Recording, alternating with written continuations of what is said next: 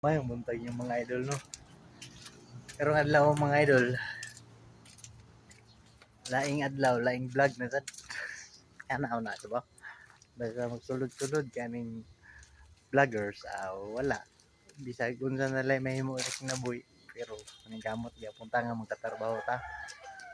Nya idol, bisag unsa na lang atong i-vlog ug sa atong trabaho, amor atong i-vlog lisod pod, di ta mo trabaho, di ba?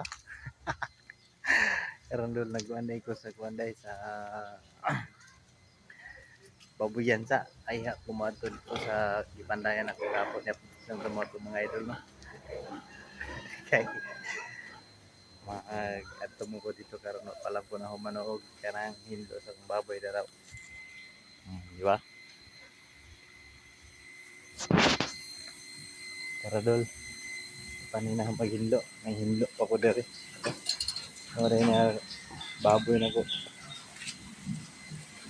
Baboy na siya magalon, dili daya ko. Karadol. Yan na manadol. Diba? Kanto to nga na ito atong matrabaho dol. Ato lang gyapon palanggaon kay ngano. Diri nita nabuhi. Diri ta nakakaon. Nga na siya dol, no.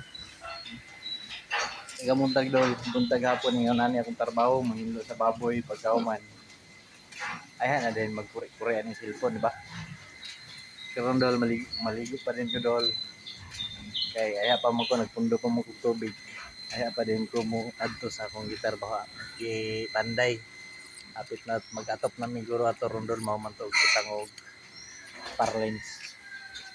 Ora na dol nga na dol ang kinabuhi sa tao kung mag-vlogger ka, di ba? Bye dol. Amping mo kanunay.